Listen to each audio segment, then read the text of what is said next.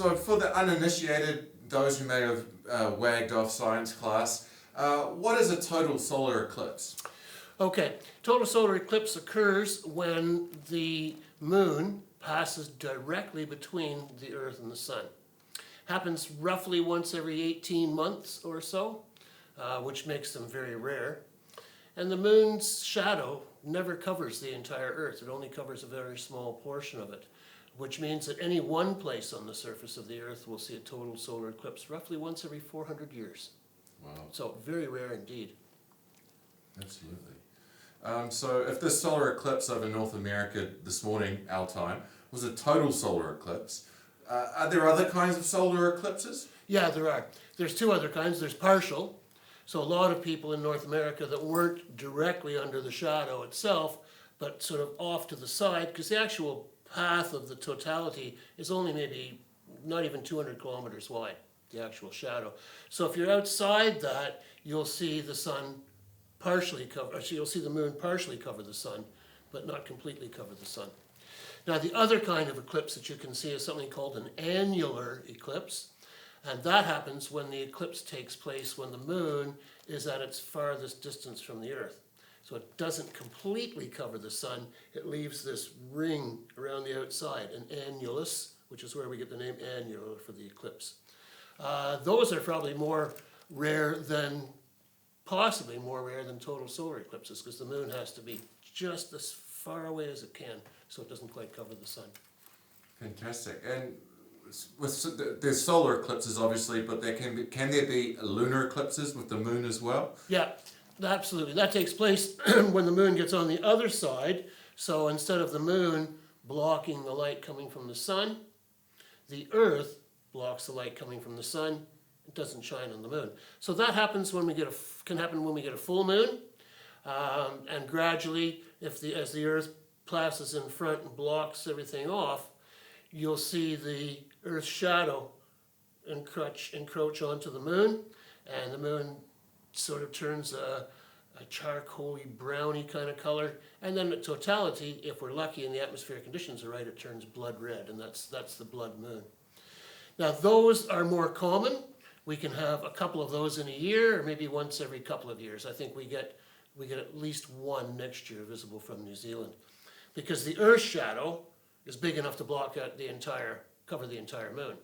So anybody on the nighttime side of the Earth will see the eclipse.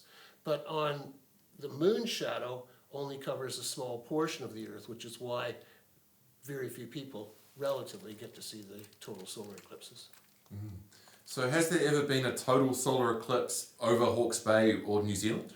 Not over Hawke's Bay that I'm aware of. Over New Zealand, yes. Earlier today, when I was doing a bit of research, I found a photograph taken in 1885 from Nelson showing a total solar eclipse. There was one in 1991, an annular eclipse that was visible from parts of New Zealand and may have been partial or total in Hawke's Bay. I'm not sure, I wasn't in New Zealand at that time. 1965, there was a total eclipse visible, but you had to be right up at the top of Northland to see it. Probably Cape Reinga may have been just about the only place. Another annular one in 1936, but once again, only a portion of the country would have seen that. But total solar eclipses in Napier, not in the past as far as I know. In the future, that's another story. Fantastic. Now, is there any predicted solar eclipses coming over New Zealand in the next 10 or so years? Yeah, absolutely. 2028, there's going to be a total solar eclipse that's going to cut across around Dunedin and head across towards the west coast. Queenstown will get a partial, but a lot of us have already started making our plans to head to Dunedin for 2028. And if you happen to be in Napier 2037, you can see one from your own backyard. Because that will be the once in a 400-year opportunity to see a total solar eclipse. So be in Napier 2037 and you'll have a chance. And if you happen to have any spare bedrooms that you want to rent out, you'll probably be able to get a lot of money renting out your spare bedrooms for people coming from all over the world. That's the smartest thing I've heard all day, Mr. Sparks. Thank you very much. Now, you host a monthly show on Radio Hawke's Bay called Starry Nights. What's the show about? We do basically just talk about what's going on in the sky that month. We start off with that, planet visibility, anything special that's happening, and the rest of the show is about latest astronomical findings, things that we found using the new space telescopes, stories of interest, that sort of stuff. Fantastic. And can you please tell me a little bit more about the Hawke's Bay Hawke Planetarium, this lovely building we're standing in right now? Yeah, absolutely, I can. It's the planetarium is the home for the Zeiss Planetarium projector, which was purchased by Harold Holt and gifted to the city of Napier in 1961. Had a variety of homes, and then eventually the trust was established in the early 1990s to fundraise, get a purpose-built facility here.